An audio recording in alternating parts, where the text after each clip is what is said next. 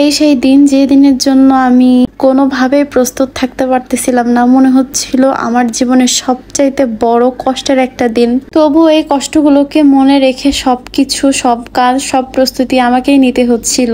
জানি না এতগুলা দিন আমি কিভাবে পার করব। তবু আল্লাহর কাছে দোয়া করি আল্লাহ যেন সফলভাবে সব কাজগুলো করার তৌফিক দান করে। আসসালামু আলাইকুম সবাইকে, সবাই কেমন আছেন? আজকের ব্লগটা খুবই কষ্টের একটা ব্লগ। আমি জানি না এই ব্লগে আমি কি বলবো বা আপনাদেরকে কি বোঝাবো, তবু আমার কষ্টগুলো আপনাদের সবার সাথে শেয়ার করি। বিগত ৩-৪ দিনের ফুটেজ একসাথে আজকের এই ব্লগটা।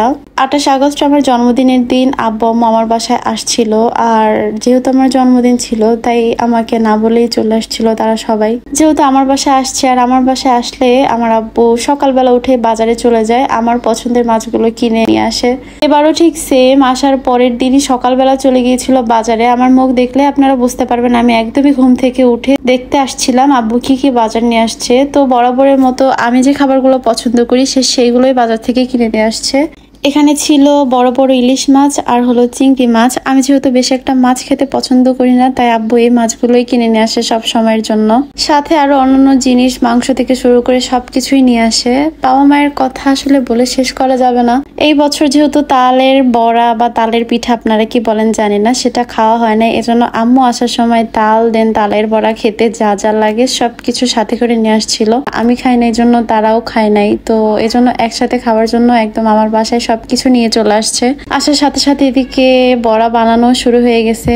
আমি বেশি একটা তেমন পিঠা বানাইতে পারি না, এজন্য আমিও বানিয়ে খেতে পারি নাই। আর এই কারণে আমার আব্বু আম্মু খাই নাই। একদম একসাথে খাওয়ার জন্য তারা সবকিছু নিয়ে একদম আমার বাসায় চলে আসছে। বাবা মায়ের চিন্তা, বাবা মায়ের কথা আসলে বলে শেষ করা যাবে না। যেহেতু আব্বুরা দেশের বাইরে যাচ্ছে এজন্য অনেক কিছু কেনাকাটা করার দরকার ছিল, তো সেইগুলো কেনাকাটা করে নিয়ে আসছে। এখন গোছানোর পালা। আমি এখানে গোছাতে বসে গেছি, সব কাপড় চোপড় সহ সবকিছু। যখনই গোছাচ্ছিলাম তখন থেকে আমার মন খারাপ শুরু। আমার ফেস দেখলে আপনারা বুঝতে পারবেন আমি কতটা পরিমাণে চিন্তিত, তার সাথে আমার মন খারাপ। সব মিলাই অনেক বেশি খারাপ দিন কাটতেছে আমার। ছোটবেলা থেকে এই পর্যন্ত আমি কখনো আব্বু আম্মুর থেকে এত দূরে থাকি নাই। বিয়ে হওয়ার পরও আমরা সবসময় 1 ঘন্টা বা 2 ঘন্টার দূরত্বে সবসময় থাকা হয়েছে, কিন্তু এখন হাজার হাজার মাইল দূরে চলে গেছে।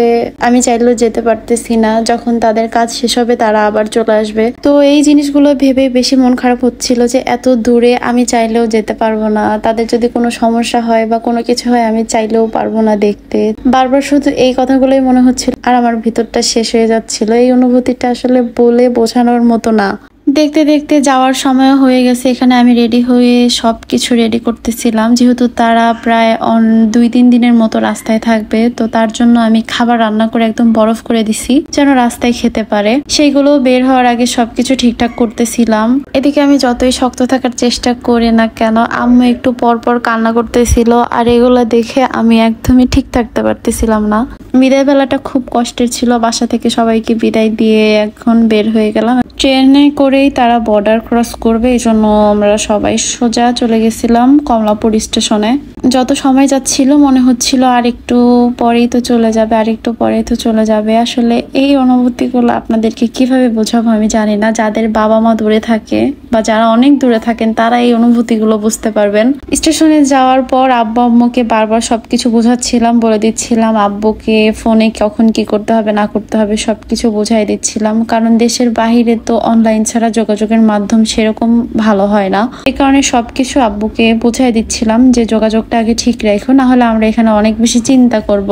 আর দেশের বাহিরে যাওয়া মানে অনেক কষ্টের একটা কাজ, অনেক বেশি প্যারাময়। সবকিছুই মানে আগে থেকে করে নিয়ে যেতে হয়, অনেক ঝামেলা, অনেক কিছু। যারা দেশের বাইরে গেছে তারা একমাত্র জানে। এই কয়েকটা দিন যে আমার কাছে আব্বু আম্মু ছিল তবুও পেরেশানির মধ্যে, কারণ প্রচুর কাজ, সবকিছু একদম ঠিকঠাক করে টাকা পয়সা থেকে শুরু করে সবকিছুই একদম এখান থেকেই ঠিকঠাক করে নিয়েই যেতে হয়। ফাইনালি এখন সেই মুহূর্ত, যেই মুহূর্তটার জন্য আমি 3 দিন যাবত চিন্তায় ছিলাম যে আমি কিভাবে বিদায় দিব, আমি কিভাবে সবকিছু করব। বিশ্বাস করেন যখন ট্রেনটা ছেড়ে দিল আমার মনে হচ্ছিল আমার বুক ছিঁড়ে যাইতেছে, মানে কি যেন আমার থেকে নাই হয়ে যাচ্ছে।